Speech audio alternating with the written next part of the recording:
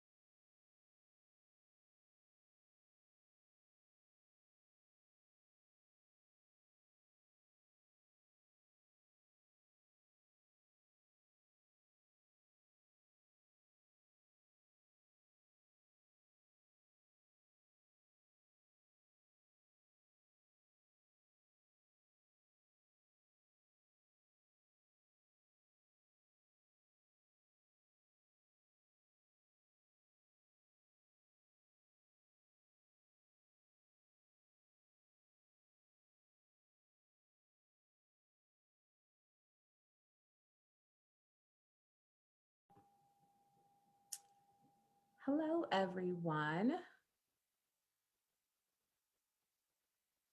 Good evening to everyone. Thank you so much for joining us. If I could just get a quick thumbs up from your emojis, if you can hear me, or a couple of head nods, that would be perfect. Thank you so much, Shane, for responding. I am so excited to have everyone join us tonight for our anti-racist curriculum presentation. We're gonna go ahead and get started.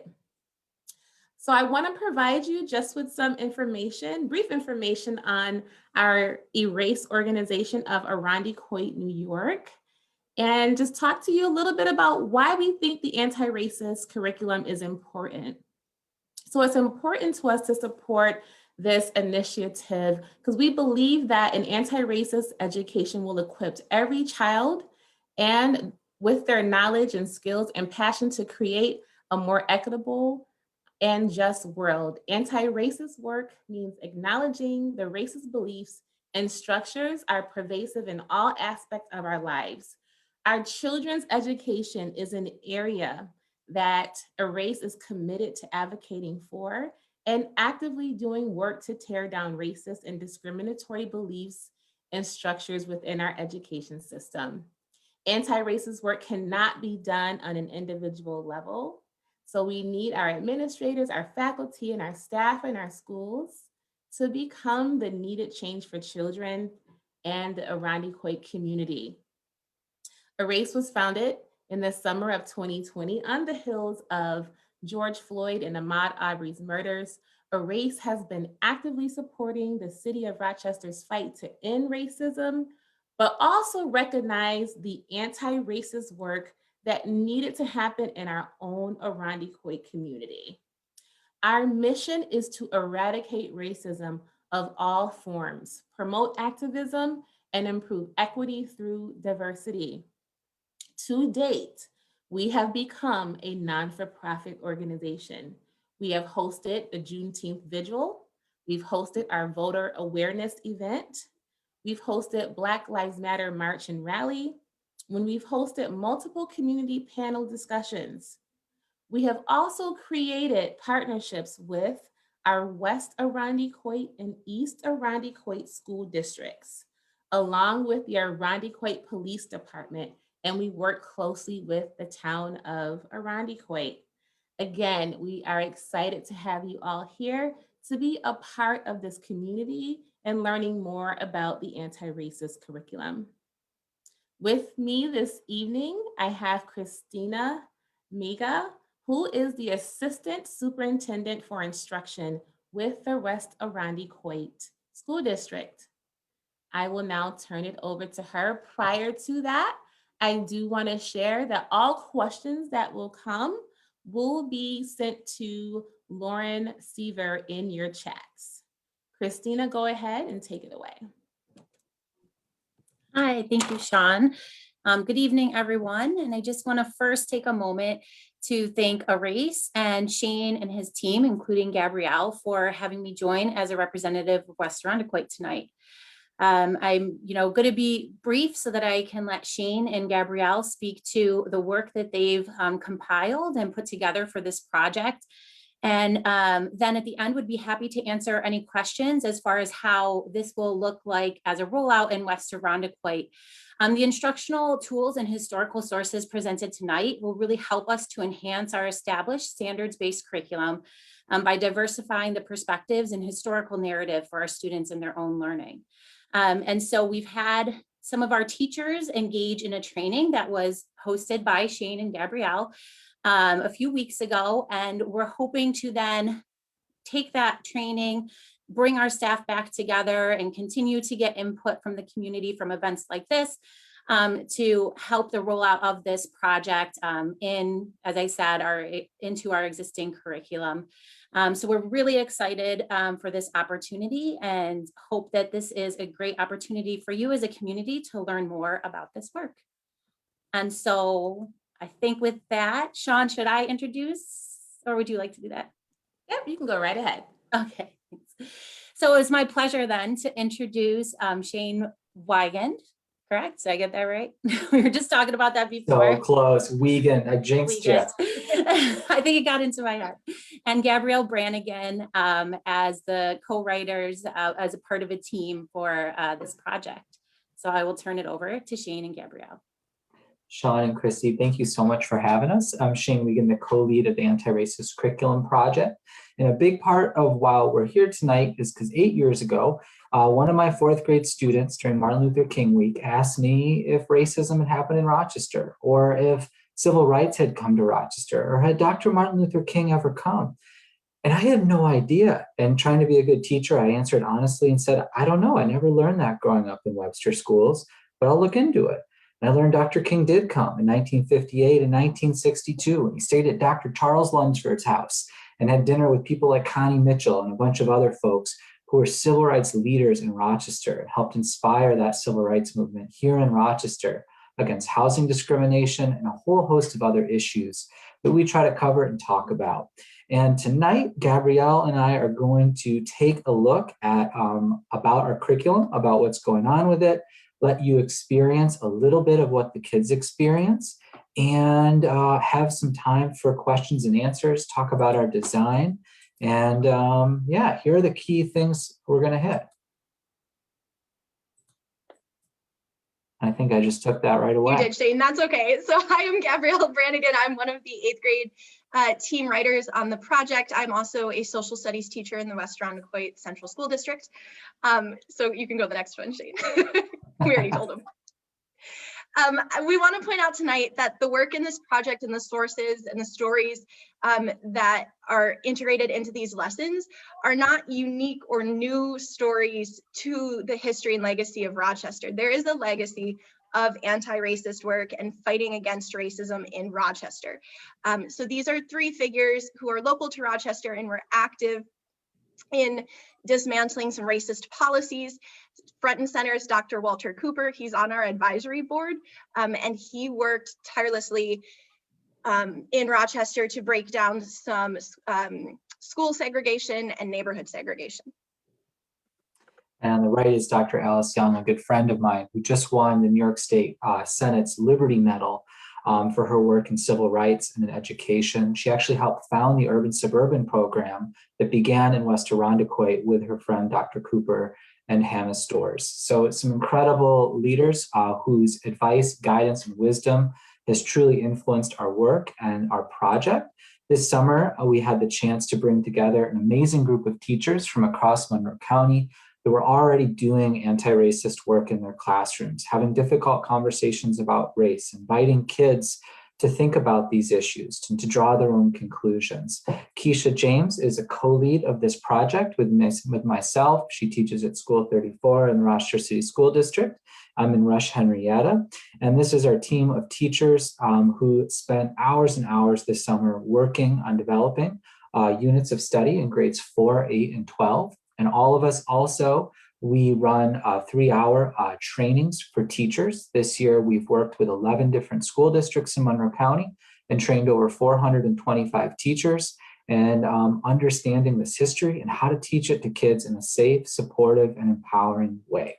All of our work is overseen by an advisory board of folks from across the community, from civil rights leaders of the past, like Dr. Cooper and Joan Coles of the Frederick Douglass Voice, to community leaders, to folks like Regents, New York State Regent Wade Norwood, or Dean of the Werner School, Sarah Payray, folks from all across our community who represent diversity of views and opinions about the best ways to do this work, but all believe in the importance of kids understanding this local history and helping open the doors to help make it happen. But our teacher leader team, they're the ones who write the project, do the work on the ground, and these are the folks that make sure we're doing it right and doing it well. All of our work that we do at districts is 100% free for school districts. It doesn't cost them anything to work with us or to use our materials. We are funded by the majority of the large funders and foundations right here in Monroe County for the next 3 years to be able to continue to develop curriculum, improve it, and work with teachers to help them do this kind of work. And so that's how we're able to be here. But one of the most important parts of our project is our relationship and partnership with the Youth at Teen Empowerment, an advocacy organization in the city of Rochester that hires youth to be teen organizers, to do anti-racist work in our community. And the last 3 summers, I've gotten to work with these youth on early stages of this curriculum. And this summer, we got to pay them through our project to go line by line and assess our curriculum, to give input, to help choose the sources that you're going to see tonight, and to give tips for teachers to do this in a way that they want it to happen for them in their classrooms. Youth who are involved in the civil rights movement currently in Rochester. And having their voices involved is one of the most, important things for us about this project. And you'll see that New York State, in its culturally responsive sustaining education framework, which is part of the standards that school districts across the state have to adhere to, actually recommends that curriculums incorporate students as co-designers of these curriculums, that they be written by racially and culturally diverse groups of people, that they help kids critically examine power structures, student-led civic engagement projects, the chance to do project-based learning, social emotional development, and understanding of diversity and equity. Not indoctrination, but invitations to understand people who are different, to look at history, to look at historical documents, and to think about them in different ways, and to learn how to have those conversations with a diversity of opinions and beliefs and conclusions in a way that's empowering and truly supportive. So a lot of our work, and the reason why we're here, and for me, why I choose to be a part of the project, is rooted in this James Baldwin quote that not everything that is faced can be changed, but nothing can be changed until it is faced.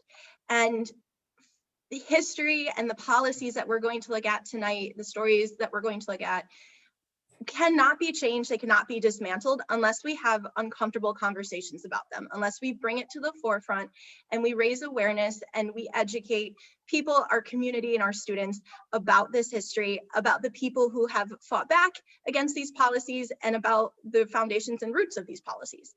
And so this James Baldwin quote is really, a lot of our work is rooted in this, and it's kind of a centering quote throughout the project. Tonight, you're going to hear us use a couple definitions that I would like to point out.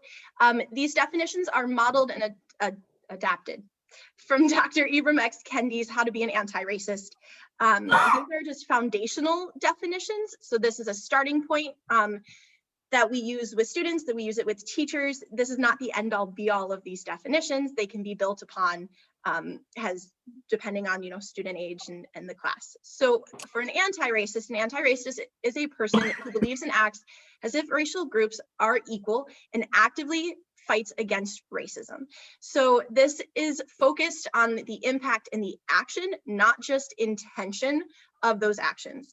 And so our local example is Howard Coles, who ran a newspaper in Rochester for about 50, 60 years. And he advocated for laws and policies to allow Black people to buy houses in Rochester, just like white people were allowed to do. And his daughter Joan is on our board of directors, and she also helped write the paper with him. Another term that you're going to hear us use tonight is racist. And so a racist is a person who believes or acts as if something is right or wrong, superior or inferior, better or worse about a particular racial group. And so our local example is a real estate developer from the 20s and 30s named Grafton Johnson, who built several subdivisions throughout the Rochester area. And every house in his subdivision had on it a restrictive covenant, and had it built into the deed that the homes could never be sold to Black families or to Black individuals. And Grafton Johnson's really interesting because we don't know his intentions. We don't know if he was like doing this for malicious reasons or not. I know he was an elder at his church. He was a pillar of the community with the Chamber of Commerce and things, a well-respected person. But his actions led to significant segregation in Rochester and this idea of intent. And something Gabrielle mentioned that it's important to emphasize again is that with these definitions, we're offering them to kids as popular definitions, from Ibram Kendi's work that's widely known, not definitions that are gospel truth or that they have to agree with.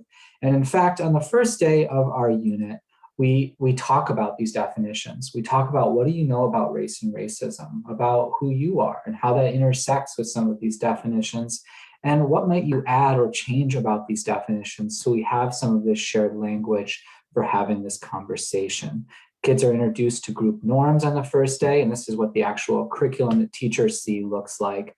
And they have a chance to create group norms, to look like the agreements, like respecting one another, taking turns, being curious, the ability to hold each other accountable, the right to pass, the right to disagree, no wrong questions, so that people have this chance to come to this work as learners. And it's really important that Gabrielle and I share that as we go through some of this work tonight, we're not coming here as experts in this work or experts in this history. We're coming as fellow students and learners, curious like yourselves about this history, and are hoping to learn from your observations about some of these sources that we're going to look at, just like we do with our students.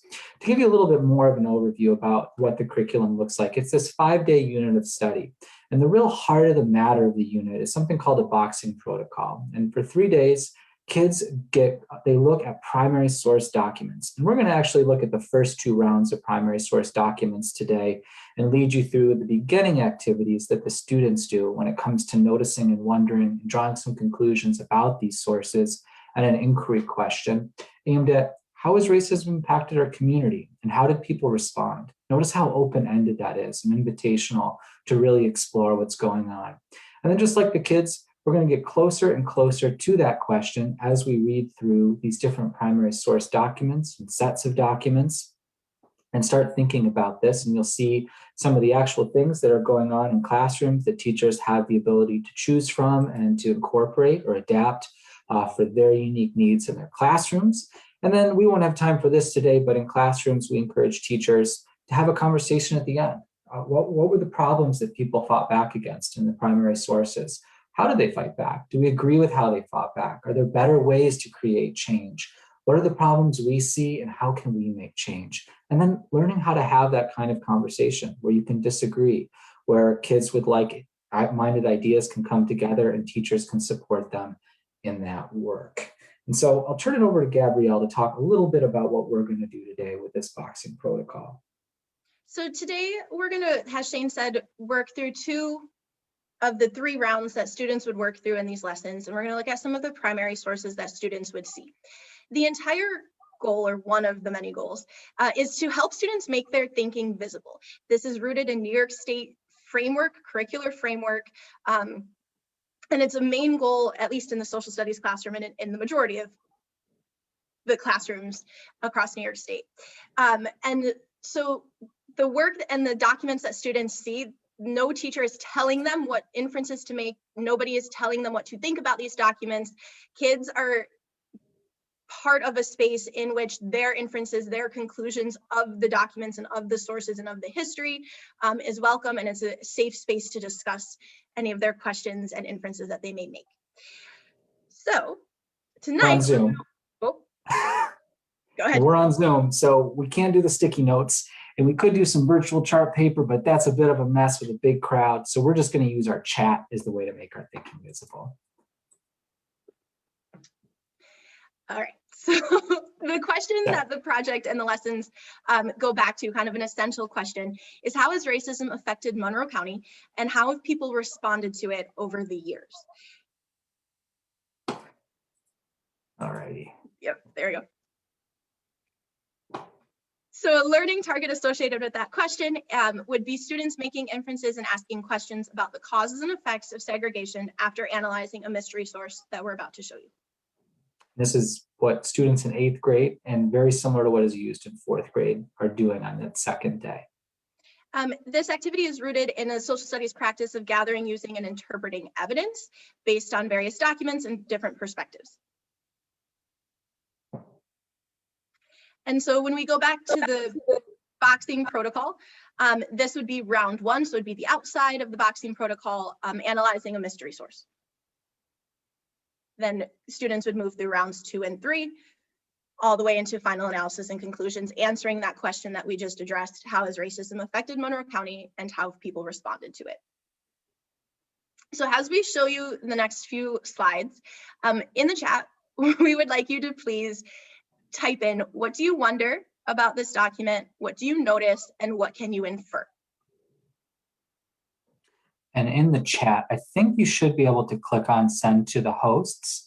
But if you are able to, send it to Gabrielle or send it to the hosts. I'm not sure if you can send it to everyone. I don't think you can. But if you want to get your chat open and ready, there's no right or wrong answers. Go for it. Here we go. So go ahead, please, in your chat, what do you notice? What do you wonder? Or what can you infer about this document we've just put in front of you right now?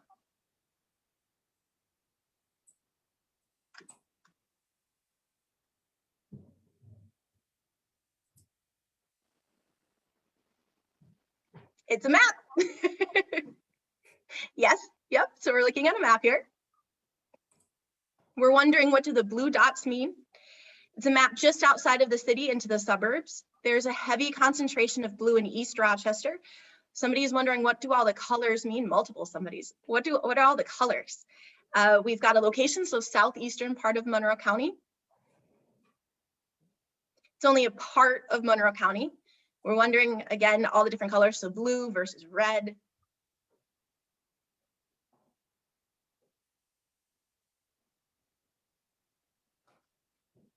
We're wondering if this is a current map. All right, so we've just changed the perspective on you.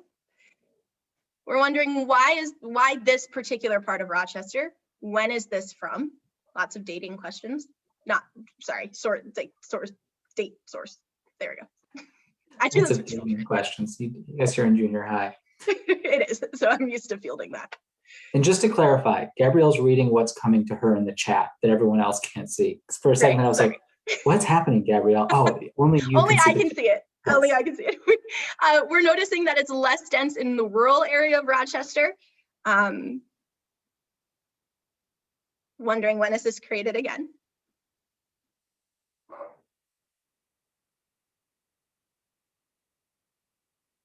All right, Shane. I notice a tiny little green space over here, which is, I think, by Phillips Road, and another little green space over here on Fairport 9 Mile Road. All right. What are we wondering? What are we noticing? What can we infer from this image?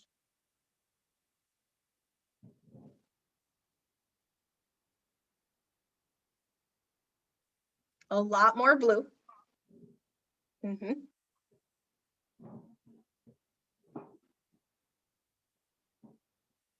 We're wondering, is this a population map? We're seeing pockets of yellow and green dots.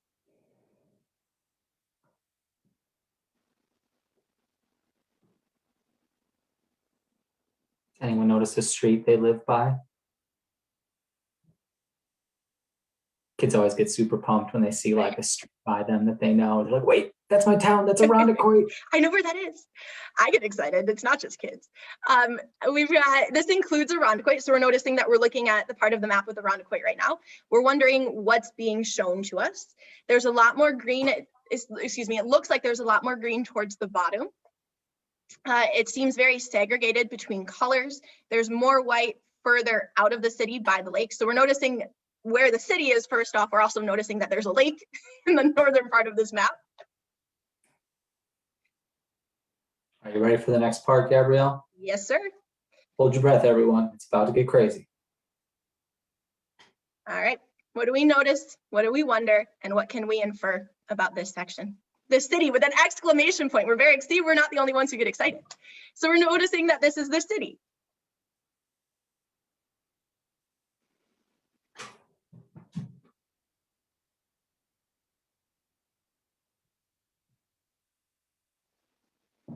We're wondering again, what are the colors? We're noticing a lot more yellow and a little bit of red, but not as much blue here.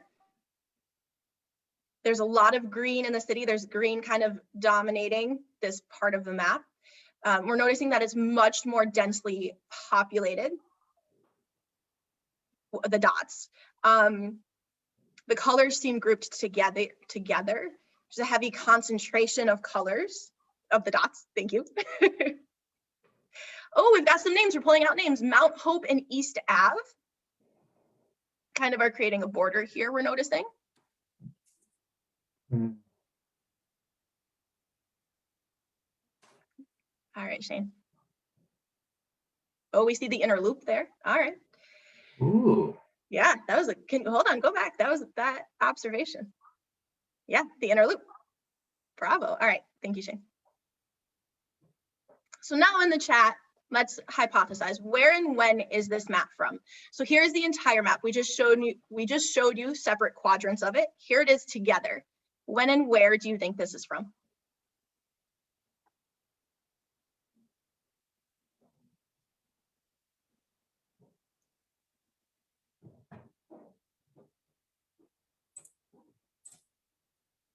We've got, I think it's now. So current 2021. A map based on population demographics. We've got 2000s, MLK Junior times. We've got some more wonderings in there, right? So our green spots, subsidized housing. Could be from the 50s, 60s, or now. We're guessing the 1960s, maybe now-ish. I like that, now-ish. City's racial population. Maybe it's a recent socioeconomic breakdown. All right, so now that we've shown you the key, each dot represents a different racial group. So does that kind of narrow down the when for you, perhaps? So the blue dots represent white residents. Green dots represent Black residents, red dots represent Asian residents, and the orange represents Hispanic residents. And then the green or the grayish dot represents people who identified as multiple races or who chose not to identify themselves. So we're getting a lot more, seems like now, more recent years, 2020. Okay, we're wondering, is this redlining?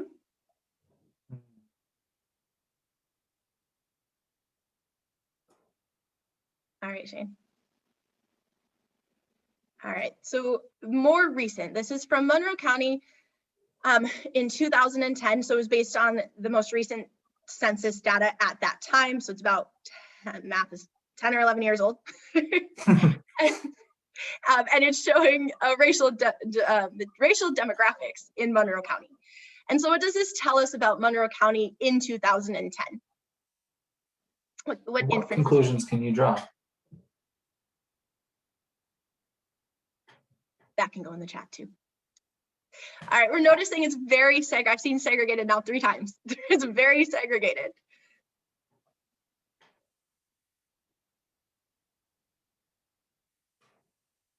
Any other conclusions, inferences that we can draw now that you know the where and the when, and you've got the key? All right, so we're wondering in quotes, white flight, white in the suburbs equal white. So it's those blue dots around Rochester. There are some areas that are more diverse. What a positive outlook. Yeah, there are some areas that are more diverse. All right, where there's more colors of dots on this map.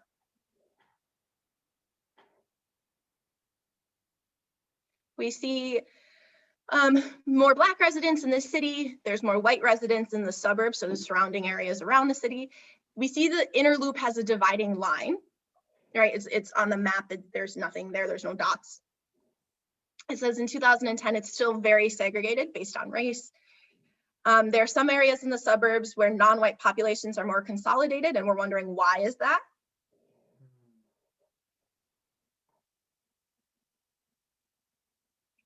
All right, Shane, it's slowed. It's slowed. And so as as people are noticing this, what we're doing with kids and with all of you is training that noticing and wonder skill, that real important social studies skill that whenever you look at a primary source document, you have to really hone. So we're building that ability, asking those questions, lots of wonderings about why do we have this segregation? Why are there are some of these issues in our community? How is this Monroe County today? And then we like to have kids take a peek at things like some of the other census data from the Hard Facts Reported Act Rochester, like home ownership, noticing that white families have almost 3 times the rate of home ownership in Monroe County than Black or Latino, or when it comes to graduation rates, or when it comes to household income, or children living in poverty. You can see significant gaps between white, Black, and Hispanic. And again, the kids, they're looking at this data, just facts about our community, and then asking questions, things that they're noticing, and then starting to be like, okay, how did we get to this place where we have segregation, where we have some racial disparity? And again, notice Gabrielle and I didn't say Rochester is segregated or has racial disparity. The point is for kids to take a look at this and draw their own conclusions. If a kid disagrees and they can back it up, that's okay. They can have that conversation or that thinking. And so kids, after doing this, they look at the source again, record their thoughts, see the different things that other kids thought, do that good second read.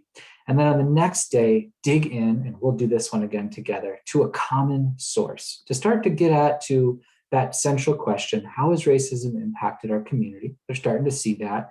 And how did people respond? And we're going to take a look at some of that right now. So I need to share my PowerPoint here.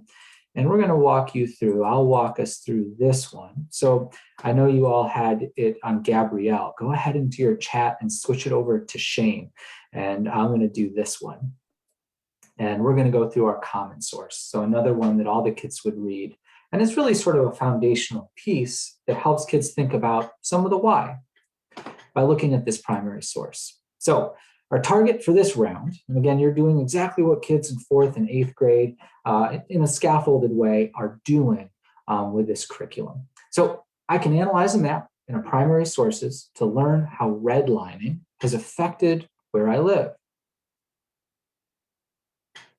And notice we're moving in from the mystery source to the common. And then if we had time, we'd do our jigsaw, but we'll do a quick walkthrough of what that is, but we won't do that part together.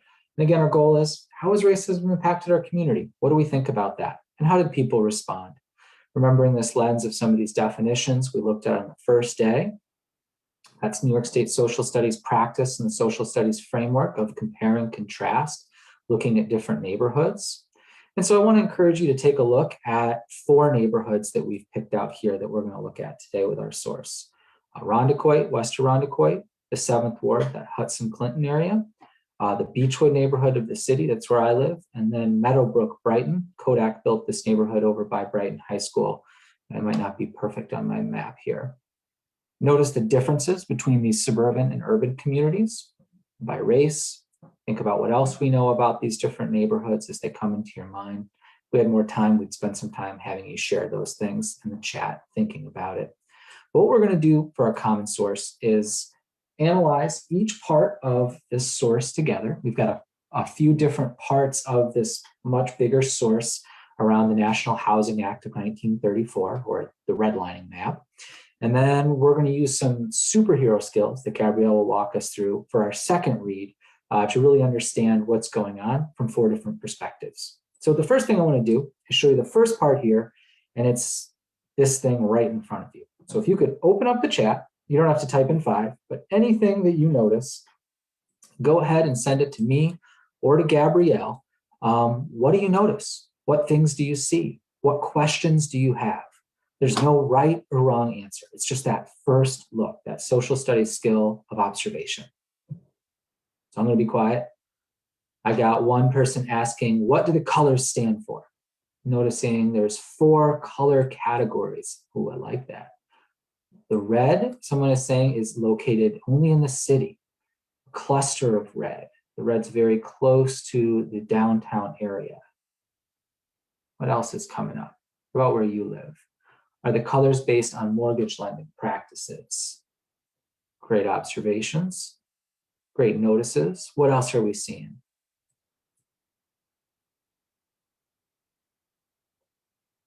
big blocks of color are definitely saying something or meaning something about an area. Wonderings about what does dark green stand for, or the blue stand for? Why are they all in blocks, not in their own little multicolor tie-dye areas? Light green is the majority. Light green seems to follow the river, especially in Irondequoit. So noticing northwest Irondequoit, over here is west Irondequoit. Yep, this is the river.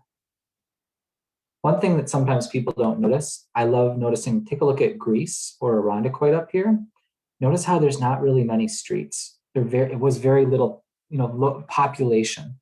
It isn't happening so much in those places or development. Someone noticing not too much change from these maps.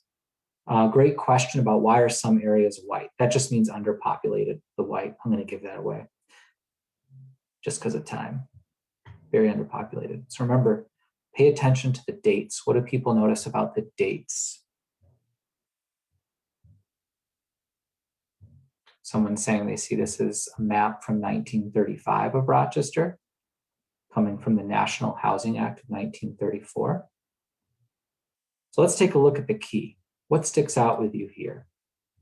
And sometimes for people, when they see this key and they think about these neighborhoods, feelings and reactions come up. We really encourage everyone to make space for that.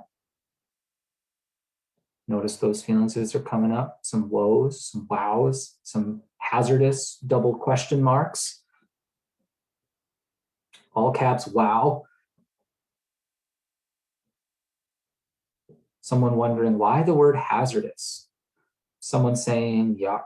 Someone saying, oh, wow. A lot of wows.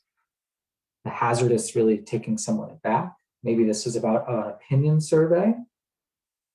Wondering if these areas have something to do with safety. Really good notice about the title of the key, security grades, security being a key thing. Maybe this has to do with judgments about who lives where. Wondering who are the authors, who made this. Someone using the language, this appears racist to them. Wondering who is this safe for? Who is these areas unsafe for? And what defines security? What's the criteria used to create this? So we're going to absolutely dig into that. So kind of take a look here. If I put those 4 languages on again, what do you see? Someone noticing Brighton has been desirable for a very long time. People still use the language about desirable for a town like Brighton or Irondequoit. Maybe this map encouraged people to move away from this city. Maybe it's like saying where it's safe to live, but whose judgment? If the last map of racial makeup is the same, it is perceived mostly Black neighborhoods are hazardous. So maybe there's a connection here to race. And this person who just had that wonder, I think, may be correct. So feel free to keep those notices and wonders coming. I'm going to read this for us. This comes from the actual underwriting manual from the 1934 National Housing Act, signed into law by Franklin Delano Roosevelt. Notice what it says. This is some of the stipulations about how this map got made. Saying predictions may be made regarding the possibility of a location being invaded by such groups. If a neighborhood is to retain stability, it's necessary properties continue to be occupied by the same social and racial classes. A change in social or racial occupancy generally leads to instability and a reduction in value. So think about what that might mean. Natural and artificially established barriers will provide effective in protecting a neighborhood and locations from adverse influences, including the prevention of infiltration of business and industrial use, lower class occupancy, and infiltration of inharmonious racial groups. High-speed traffic arteries or wide street parkways may prevent the expansion of inharmonious uses to a location on the opposite side of the street. So what is coming up for people when they see this? What words are sticking out? A connection to the inner loop, potentially, to corral dangerous people, someone writes. Someone's labeling this in their perspective as racist language. That word protect, someone is highlighting. Invaded sounds a lot like, almost like war language or awful language. justification for roadways to separate people. So a lot of different things coming up. Remember, this is the language around the ratings for these MAP. So these methods to increase segregation, seeing more connections to the inner loop. Let's take a look at the authors, and then we'll look at some of the actual neighborhood ratings. What do we notice about the authors? What do we wonder, or what can we infer?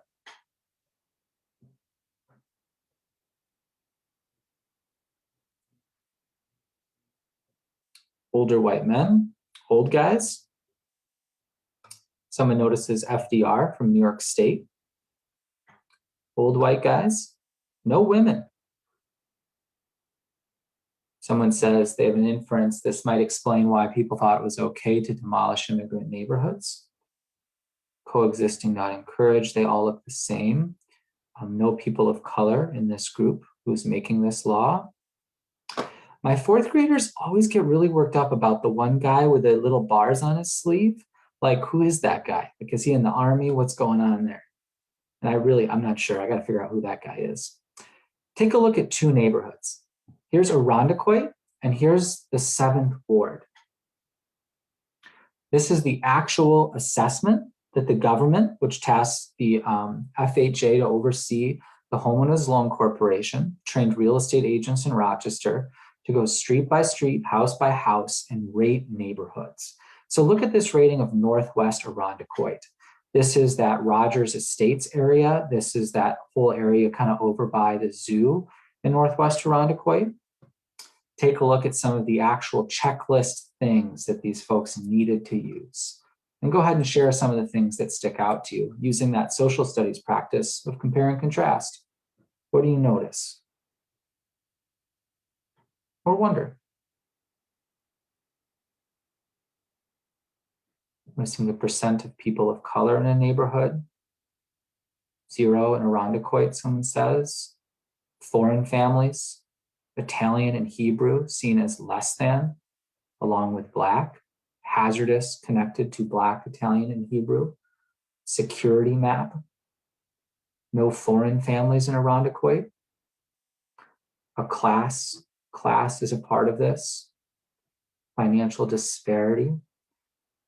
Someone wonders what Hebrew as nationality means. I think they're referring to Jewish. And that's the Joseph Avenue, Hudson area, which was where Jewish folks were often steered when they came to Rochester. Higher incomes in Irondequoit. Noticing women are still left out. Women aren't mentioned here. White collar versus blue collar is given value. And the demographics appear somewhat similar. Many on relief. Interesting. That sounds sort of discriminatory. How many is many? Interesting. Yeah, many on relief. Let's take a look at Brighton, Kodak's Meadowbrook neighborhood, and Beechwood. And at the end, I'll share a link where you can go online and you can look at every single neighborhood in the city and read to your heart's content if you'd like to. I've done it, but I don't know how many people enjoy that. But we've just picked two neighborhoods that kind of stick out. But this follows the pattern for all of them. Yeah, Italian, remember, think of the time period. This is 1935. Eugenic science that was going on in our elite institutions was really big on this kind of stuff. Shane, with regard to the neighborhoods, I would like to point out that what makes part of this project and this lesson so powerful is that the neighborhoods that we use and the neighborhoods that kids have access to, they can choose to look at neighborhoods they're familiar with. So much of history and so much of what we learn in school, there's not a strong connection to. And so doing local history and using neighborhoods kids walk through on a daily basis makes this lesson and makes these sources all the more powerful for our students. So that's worth noting too. Teed me up for this slide, Gabrielle. I added this for us today. Have we done this before? Nope. These are each of the neighborhoods in Northwest Irondequoit. Notice not a single neighborhood has a person of color living in them, from Somerville all the way down to St. Paul. If you take a look over here at East Irondequoit, you can see these different neighborhoods like Avonlea, East Irondequoit, Feel free to share in the chat what you're noticing. Seeing some folks saying they're seeing a real pattern around race. Noticing some of the yellow neighborhoods have Italian folks living in them. Someone saying this feels very racism is very built in. There seems some intention behind this. And so just to give you a little bit more about this source, this is based on some of Richard Rothstein's writing in this book, The Color of Law. The US government passed this law in 1934 that created these maps of Rochester and cities across the country to ensure that neighborhoods would be occupied by people of the same social and racial groups. So some groups of people, non-whites, which would have included Italian and Jewish folks, they would have been deemed non-white, at least until 1944, when the GI Bill made Italian and Jewish folks legally Caucasians and not subject to this any longer. They were forced to live in red shaded areas. Whites were given money from the government to live in the green, blue areas and yellow areas, and really pretty much everywhere in the suburbs. And to learn more about this, I definitely recommend The Color of Law. And now I wish we had the time for everyone to take on a superhero, but Gabrielle is going to walk you through what kids would now do after that first read of Noticing and Wondering with some of our little superhero characters of social studies. So for the second read, we would ask students to each look at the common source from a different perspective and analyze the common source from different ways, which is social studies practice. So we created these superheroes to help guide students through that work. Thank you. So there are 4. So students would be in groups of 4 for the boxing protocol. And they would look at the roles, and for the credible Hulk, they would be looking at, is this a credible source? Is this reliable? Who created it? When was it created? And thinking through that lens of credibility and fact checking, so to speak. We'd have another student looking from the role of Mr. or Lady E, and they're analyzing for the purpose of the document. When this document was created, what was it created to do? Why does this document exist? Which is a common practice that we do in social studies with all our documents. And of course, whose perspective or voice might be missing? Oh, I think Gabrielle froze there. You're cutting in and out for me, Gabrielle. There we go. Oh, okay. Yeah. So we also would have a student look at it from the connector perspective. So what's the main idea of this document? What is this document telling us? What can we learn about the time period or about the topic from this document? And then lastly, we would have a student look at it from the lens of Captain Context. So what was happening in the United States or in the world at this time to help us frame and understand either the uniqueness or the not so uniqueness of this document and of these circumstances. And now I need to somehow figure out how to end the show. There we go.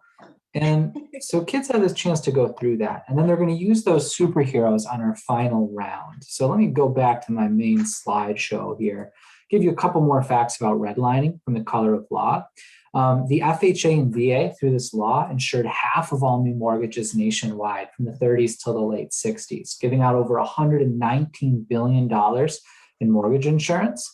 35 million families, including mine, benefited from these FHA and VA Black loans, and 98% of all of those loans were for white folks. Black folks were excluded until the very end of the 1960s. And so kids, just like you all, well, just in the chat, they would make their thinking visible with their superhero. Each had to have a superhero of their choice, and they dig in and start thinking about what, through their lens, do they think about this source? And then using a circle, the kids would share out about their superhero's perspective on the source and have a conversation about that big question. How has racism impacted Monroe County? And how have people responded? And so that question is continued, and those 4 superheroes into our final round, our jigsaw source. And I'll show you one of our jigsaw sources that is used with teachers, and not all of these are used with kids that I'm going to show you right now, but it's specific to Irondequoit. We promise some Irondequoit facts. But these first ones are used in some of the curriculum. So take a look here. This is Quentin Primo. He was the first Black bishop of the Episcopalian Church. He was the Reverend at St. Simon's in downtown Rochester.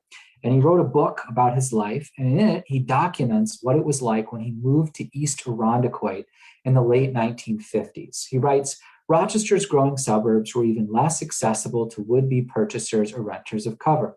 The Reverend Primo, an Episcopal pastor who served as president of the NAACP in the late 1950s, faced a petition from more than 100 angry East Irondequoit residents when they learned the church was planning to purchase a rectory on Empire Boulevard for him and his family to live in. His children, they said in the petition, are unruly and uncontrollable. The Primos plan to throw all-night weekend drinking parties. Our neighborhood and properties will be destroyed. It goes on to say that the Primos, they found their way in. The bishop in Rochester was able to secure them a property by pressing hard on some of the Episcopalian real estate agents. And sure enough, the neighbors, things didn't fall apart and they came to love the Primos. But that same story didn't happen with the Biases, who in 1964 documented moving into West Irondequoit and having neighbors throw large rocks through their bay window in their living room in the evening, threatening them that if they didn't move, bad things might happen. And so the Biases sold their home in Irondequoit and moved to Henrietta with the Coopers, the Lees, and the Wells, some Black families who had moved to Henrietta in solidarity. They go on to document how when they moved to Henrietta, the builder wouldn't show them any homes or sell them a home because of their skin color. And so they successfully sued for the right to live in their home on Gatehouse Trail, becoming one of the first 11 Black families to live in Henrietta in the 1960s. In the 1960s, Henrietta was the most integrated suburb of Rochester with just 11 people. So pretty staggering data. Now, this is something we don't show kids until 12th grade, but we think it's important for adults and grownups to take a peek at. Blackface shows were a part of all of our schools in Monroe County, including East and West Irondequoit. This is Honeyway Falls, 1960 on stage at the elementary school. Kids in blackface, dressed up as characters, Old Black Joe, Jim Crow, Mr. Bones, Black Sambo, horrifically racist. And the NAACP spoke out against them. Take a look at the Durand Eastman PTA having their annual minstrel show to support the school in blackface. That's 1951.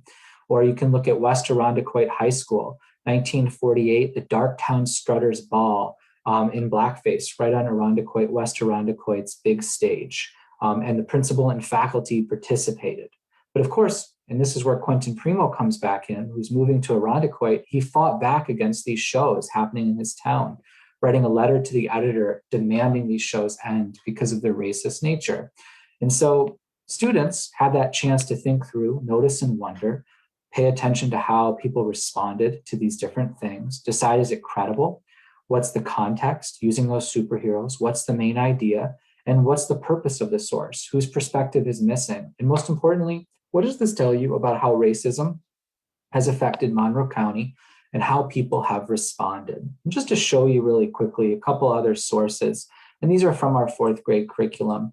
We've got stories of people like Dr. Cooper, who tried to move into an apartment, but looked at 69 apartments and was refused at every one because of his skin color, even though he could afford all of them. About how the racial covenants that they faced in these different towns. You'll see stories like the Cooper's issues at Strong Hospital with healthcare, or stories around the anti-integration movement in the 1970s, parents protesting school integration at Charlotte High School. You know, and kids starting to take all these pieces and put them together to start thinking, okay, how has racism impacted Monroe County? And how did people respond? Noticing that there's not a right or a wrong answer. Instead, kids are invited to draw their own conclusions, to think about it. And then how do we talk about it? Well, we want to teach kids how to have a conversation, to disagree, to think, and to understand. And so I'll turn it back over to you, Gabrielle, to talk a little bit about how we do some of that. So after students look and go through those 3 rounds of the mystery source and the common source and the jigsaw sources, we would have them get in circles. So we would start the project with circles, and academic circles are common practice in my classroom and in most classrooms. And it's a space for students to share, to see one another, and to feel safe. Students always have the right to pass. And this is an activity that we do with teachers in the trainings as well. And so the circles are centered around questions. There are prompts for students to respond to debrief a lot of the really big feelings that they might have that might still be lingering, and a lot of the questions that they might still have from this work, from these sources, and from these stories. And it really all ends up going back to that question we started with about how has racism affected Monroe County and how have people responded to it throughout the years.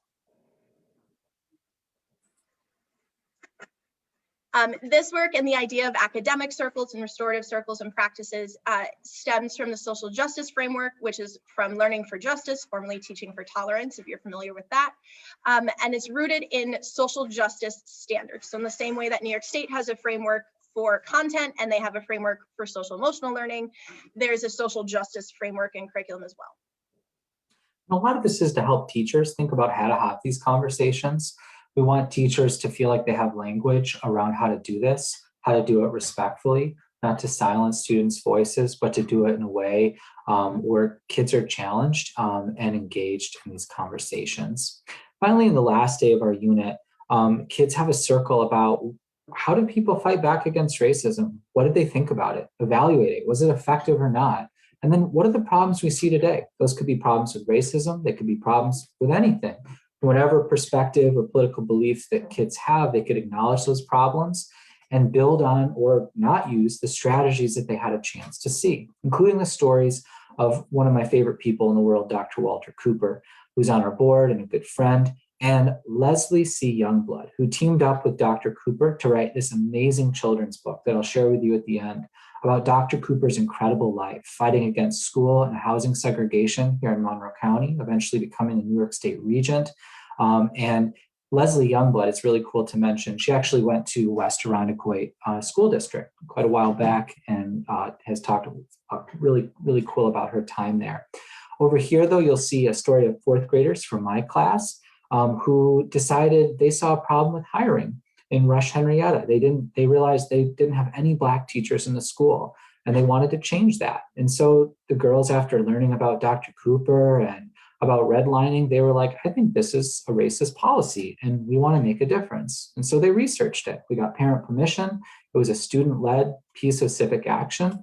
They met with the principal and the school board and assistant superintendents and demanded that a change be made. And because of their actions, our district changed its hiring policies and is recruiting much more actively teachers of color so that these girls have the teacher that looks like them that they deserve. Shane, I always love when you share that story because one of the major motivations for me to become a teacher is that I never had a teacher or educator who looked like me. The only time I did was a professor from Nigeria my junior year of college. So every time you share that story, I think of that and how much that was an inspiration for me to go into the education field. I think that's huge because every teacher I had growing up in Webster looked just like me. And I know we both went to Webster and it mattered that I saw people who looked like me. And I became a teacher, and for these girls to have language to talk about it, it was offered to them to decide how they wanted to use it. It was really powerful for them to take action. Kids in other years have done things around diverse books. Kids have written letter campaigns to public officials or school board members about holiday things that they want to change. But honestly, it's a chance for kids to be like, wait, people who look like me from my town have fought back against racism or stood up for what they believe. And they've done it in lots of different ways. And I can learn from that and I can do that too. And so I want to finally kind of close here with just the design of the curriculum. In all of every single lesson from grades 4, 8, and 12, and next year when we write for grades 2 and 5, we want to make sure that kids' social emotional needs are met. And so we tie in the New York State social emotional learning framework and offer lots of support for teachers to think through those things, as well as in our training with our circles. We have culturally responsive teaching tips to help teachers know how to do this the safest way possible for kids and in the most empowering way. Truly interpret the New York State culturally responsive framework for teachers with these lessons, and also apply this to the other units they're doing. What we have is a 5-day unit. It's really a template for teachers to think about how to look at primary sources and other subject areas. These superheroes can be applied to anything in ELA or social studies. So can things like the boxing protocol with getting at what does something mean or what's happening. And these standards and social emotional framework also totally applies. And so it's really our hope that people see that what we're doing with this 5-day lesson, or we're calling it a case study, is inviting kids to wrestle with a question about their community, to draw their own conclusions and decide what they want to do about the things that they see as concerns now. None of this is being told to kids, just like you got to see as we went through our mystery source with our racial dot map, the common source with the redlining map and some of the law, language from the law and map assessments. And then with the primary sources, the Dr. Cooper and the biases, and the Tollivers and the Lees and those different folks who fought back, getting a chance to see some of those pieces of the story, to connect the pieces of the puzzle and decide what you think has happened. And so to close, I'll let Gabrielle bring us out with this quote, and then we'll open it up for questions and answers. So we started earlier and I introduced this quote as kind of the foundation and a big part of the meaning behind this work and these lessons in this project. And so James Baldwin, not everything that is faced can be changed, but nothing can be changed until it's faced. And so a large part of this work and bringing this conversation to students and engaging in these tough discussions and these big feelings with students and our community and teachers is to be a part of the change, right? To be actively anti-racist and to encourage students to question the world around them, which is rooted in our social studies practices. And it's what we do throughout the entire year, not just for this 5-day lesson or for the parts of the lesson that we see here. This is major part of the social studies curriculum and the framework is encouraging and empowering students to view their world and to participate in their community as an active citizen. Thanks, Gabrielle. And one last thing I just want to mention is that with all of this work, what did I want to say? There was one other thing that just lost it from my brain.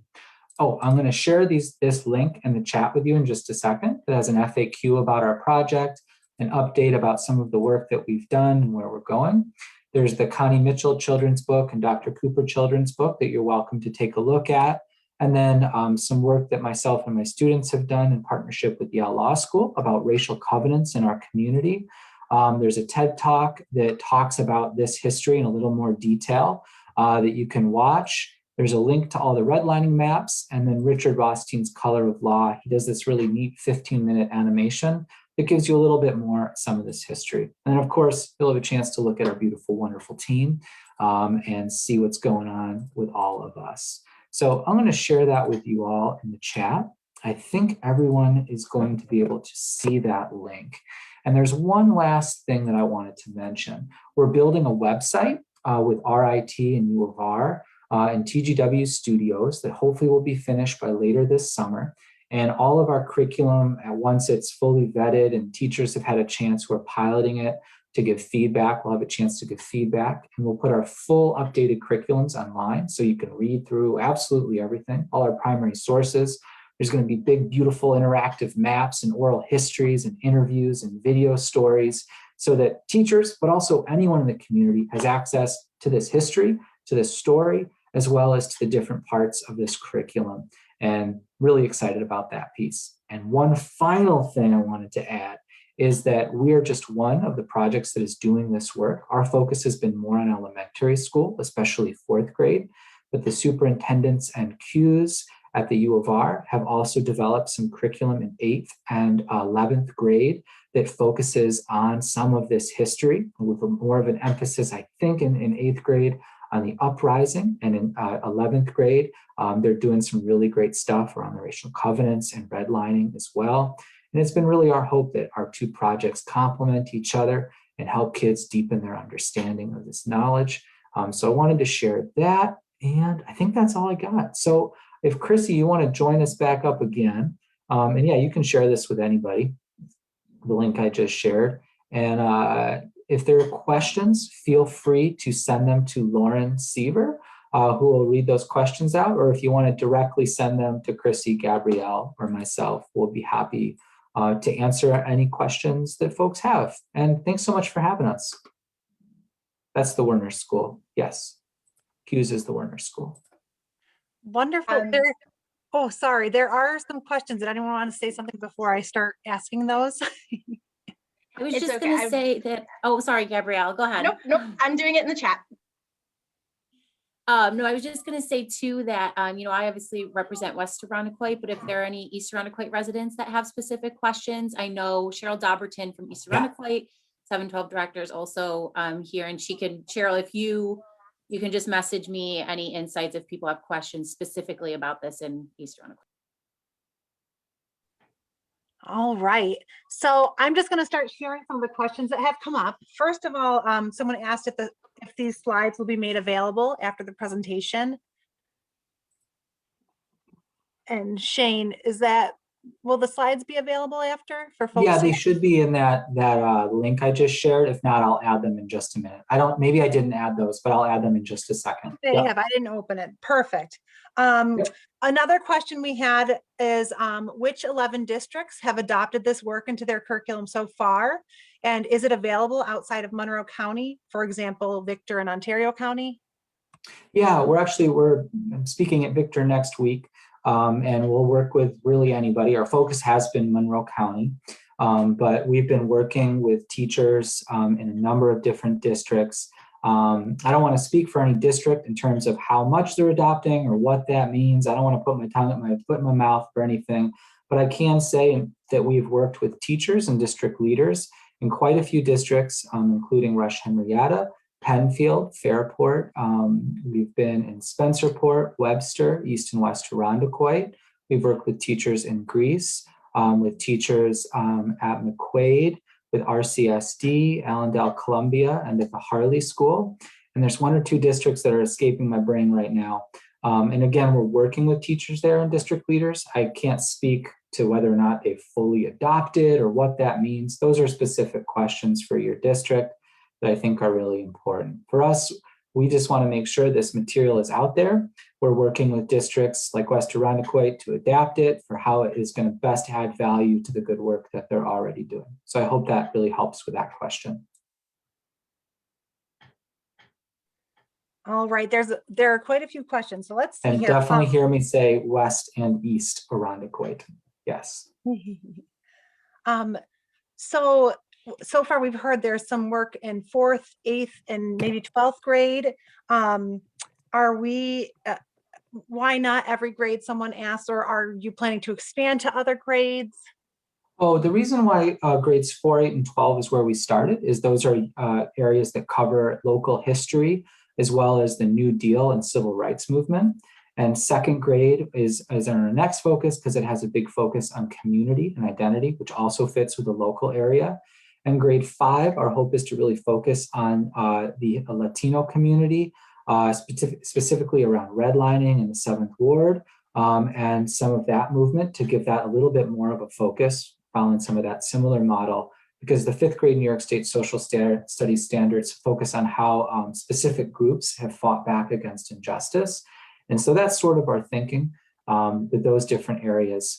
Teachers at other grade levels have come to a number of our PDs and adapted our work, and we encourage teachers to take it and adapt it and use it. However, I know teachers in all different grade levels have used our children's books about Connie Mitchell and Dr. Cooper. And again, it's strongly encouraged that people take it and make it better. And we just hope they share it with us after they make it better. And so many have, so we've been able to add that in. Great question. Great. So there's a question specifically from Ms. Miga. How will the curriculum be assessed? How do we know students are learning? And what if more questions from the students come up, would teachers be able to continue past the 5 days? Yeah, absolutely. And so, I think what's really important is sharing that this, is our curriculum that already exists, as I think both Gabrielle and Jean showed so nicely. All of this work is so tightly tied to our state standards and the framework that is put out by New York State. And so just like, we would assess anything, there will be that mix of the informal and of course, maybe some more formal project-based assessments as we continue to grow this work. And, part of what we wanted to do this year, I mean, we know that certainly this year, there's a lot going on, right? We're in the midst of a pandemic where we're looking at reopenings of schools, and there's many different aspects going on. But we know that this is really good, important work. And so we have decided to look at this as a pilot this year to integrate it into our curriculum and then continue to expand. And we're doing this work right alongside the work that we're doing, as Shane mentioned, with the Monroe County Inquiry Project, which is tied to CUES, but also something that really all of our Monroe County districts have committed to this year, as well as continued anti-bias training. I think that really is important for our staff to engage in as we look at that work. And that's been happening across our faculty meetings and different professional developments that have happened throughout the year. And to go back to the original question too, some of the assessment too is going to be the feedback. We really wanted to be a part of this. And I know that East Irondequoit is doing a lot of the similar work as I'm explaining right now. We wanted to make sure that we're getting community input and feedback through this work. I mean, we're in this together, and this is work that we're going to accomplish together. And so part of the assessment too will be to gather that input from students, from staff, and even from parents as we implement some of this work into our curriculum. So those are just a couple of the different ways that we're going to be assessing and continuing this work further than this unit or set of lessons. Thanks for that, Chrissy. Cheryl Dauberton is one of the leaders in East Irondequoit, and I think you were able to unmute. Did you have anything you wanted to add, Cheryl? Yeah, hi Shane. Thanks everybody. I'm so glad to see so many people here. This is amazing. Our superintendent, also Mary Grow, is here tonight, and we would just add that, and many of you are, I see many names that are East Irondequoit families, so glad you're here, that we are also implementing this curriculum in our elementary school and connected to the CUES project at the secondary level. And just like Chrissy named, very much in the work with our teachers and helping people understand what this is about. And I think Chrissy just said something really important, which is it's not just about teaching teachers about this curriculum, it's also teaching teachers about racism and bias and helping teachers confront their own beliefs and acknowledging the fact that we're all part of systems that have been created to frankly exclude children of color. So the work is deep. It's more than just like, hey, teach these lessons. And so those of you who are here in solidarity, we greatly appreciate and would ask for your support. There will be some challenging times ahead as this rolls out. Not everyone stands with us.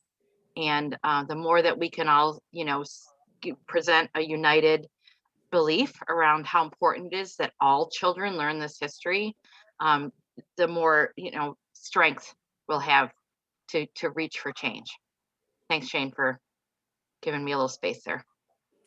Thank you, Cheryl. Feel free to jump in at any point. I think you're Appreciate it. good on mute. I'm sorry about the camera. My apologies. No worries. No, speaking of the teachers, someone asked who will be delivering these lessons to the fourth graders in West Irondequoit, and I'm going to say East Irondequoit, since you're both here, and when. And I'm also going to add eighth graders because my son's in eighth grade. Yeah, so in West Irondequoit, it will be delivered by the teachers to students. Those are the teachers that participated in a training right before our spring break, led by Shane and Gabrielle. And we're going to come back together too before we do roll it out with students. And we're shooting for around mid-May, during the month of May, in order to roll out these specific lessons, because we're going to make sure that it makes sense within the curriculum, that it it ties to the work that we're doing, and so it's a real nice story for students and makes sense in the learning that is happening. So we're going to continue to work with teachers, but it will absolutely be our teachers that deliver it. And then Chrissy, just to add about where it fits in the curriculum. So from a 7th and 8th grade classroom perspective, in 8th grade students in the second half of the year, one of our units is on the Great Depression and the New Deal. which a lot of the documents that you saw tonight are part of the New Deal. And so students analyze and learn about and examine the New Deal in our unit, which is usually taught in the spring around April, May time. And this lesson is not separate from that. This work and this lesson, this project fits directly into that unit in work that we have already been doing in the classroom. So this is in addition to the New Deal and the unit and the curriculum that has already been designed. And then in East Irondequoit, Lauren, this year we're going to focus on piloting the 8th grade curriculum. We've been working with the CUES group from the University of Rochester on that curriculum, and that will be rolled out this spring. The teachers are actively unpacking that work right now. In fact, coming up on April 9th, we know your child has a little bit of a half day. That's because we're working on this in school and really making sure teachers understand and wrap their arms around what that curriculum is asking them to do. Others will come, further next year, not too far away, but one step at a time. Great, thank you. So we had another question kind of related to this. I know Shane and Gabrielle mentioned it's a 5-day program, but it sounds like there's a lot of other things happening. Will this curriculum be rolled out all year long? Are there plans for it to expand? Anything our folks from our school districts can say on that would be helpful, or Shane or Gabby. Thank you. I'll start with that one. Just that I think what's important for us is we wanted to create an exemplar of how anti-racist, a culturally responsive, social emotional supportive curriculum can look like.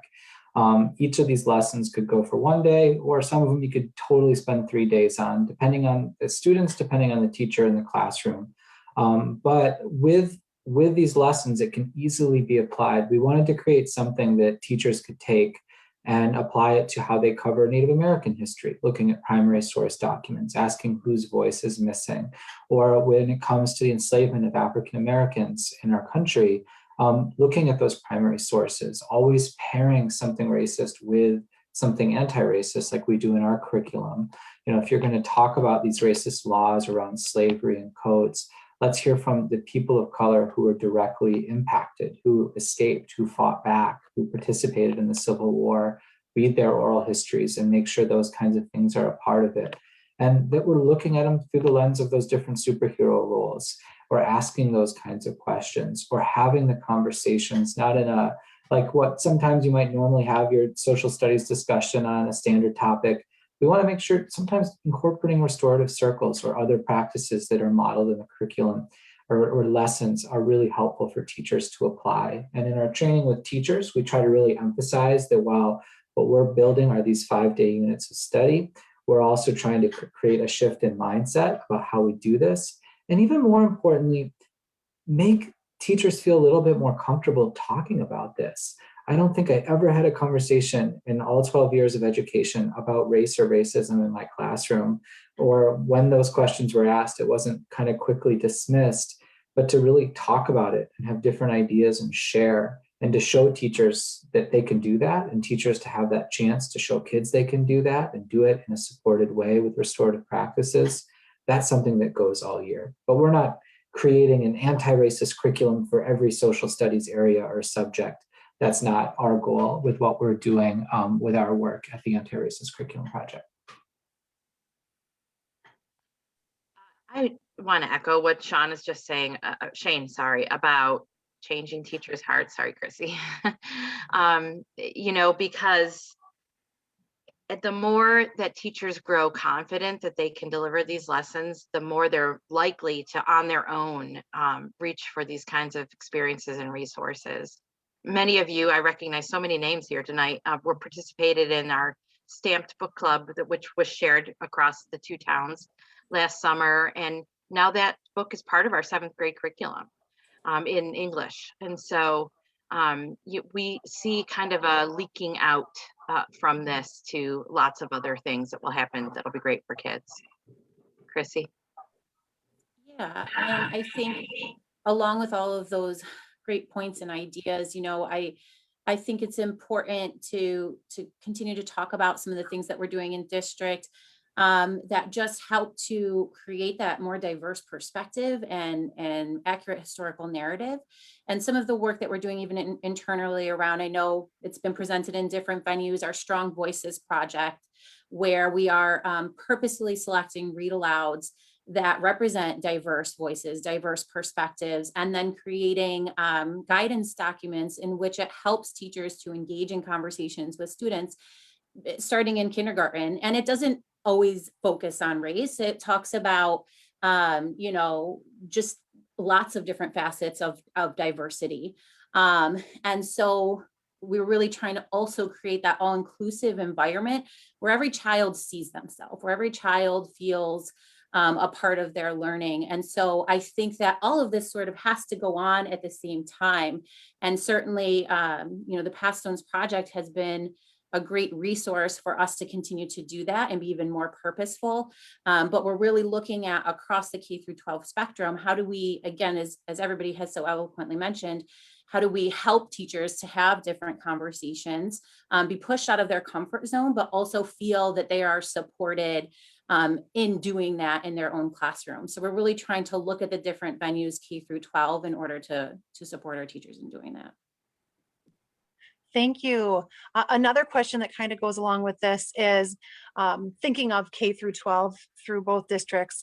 Are there thoughts of expanding this type of training to teachers who aren't social studies teachers, just so that it can be incorporated in the curriculum, in all subject areas? And one other question, is it voluntary for teachers to participate or is it mandatory? And if so, why? Thank you. I'll tackle that first question. We'll work with any teacher. I think it's been really helpful. A lot of teachers who we've trained have been librarians, vice principals, assistant superintendents, all different folks come to these trainings, English teachers, math teachers, because to do this work and to have conversations in our class, which happen in every subject, we have to know our history and where we came from here in Rochester.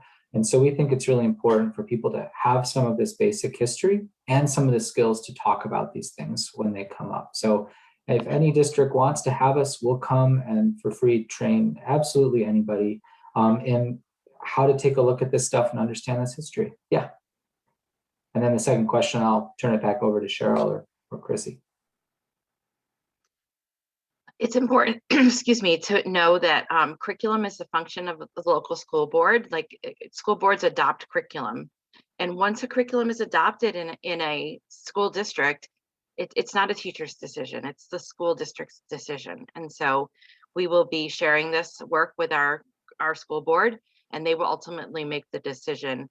And that is true in every school district in New York State. So if you know a school board member and you love one, call them up about this. I will say also that this goes beyond social studies. Shane's expertise is so deep. His history work is actually exceptional, and we're so grateful for all the work he's put into the uncovering these primary sources. But work is happening both through other projects and locally in school districts to tackle other curricular areas. Sorry, and Chrissy's Voices project that she just mentioned is a really good example of where anti-racist work can work its way into all of the different curriculum. Take it from there, Chrissy. Yeah, and I think too that, part of our process, like we said, is to pilot, to gather information. We had, so the initial teachers that were part of the training, it was volitional. So they, we reached out to teachers, said, are you interested? And they came to this training. And again, a little bit of that had to do with just this particular school year and just some of the additional demands that we're all working through, given just unique teaching environments with the ongoing pandemic. But our goal is always to pilot, to gather feedback, gather information, continue to tweak, continue to make it better. We'll obviously share our findings with our Board of Education. We're sharing some of the work tomorrow with our K-12 leadership team. And so just as Cheryl mentioned, the goal is to build the capacity of those who need to deliver the work. And so we're going to continue to do that with the hopes of expanding it next year. So I know one of the questions that I've heard just from parents, we sent some information to parents of fourth grade teachers who will be piloting it this year. So, but that doesn't mean eventually we won't be able to incorporate this for all fourth graders. So, it's a process, and we're really excited to hear from our staff, our students, and our families as well. All right. I want to thank everyone for having us. I think we're at the end of our time. I want to especially thank Lauren and Matt at the Public Library. And I want to thank Chrissy and Cheryl for joining us as well. And most importantly, Gabrielle, our amazing teacher leader, for being a part of this too. Thank you for being here. And then I'll turn it over to Gabrielle. Any closing thoughts before I pass it to Sean to close us out? No, I just want to echo what Shana said. Thank you, everyone, for joining us tonight, for being interested in this history and this project. Special thank you to Chrissy and Sean for fielding some questions and being here and introducing us. Sean? Thank you all for joining us tonight. Was really excited to provide this opportunity for our Irondequoit families to learn more information. Shane, we appreciate working with you and your flexibility to always meet our community needs. We appreciate you all. And thank you again, everyone. Have an excellent night. And we'll see you guys soon.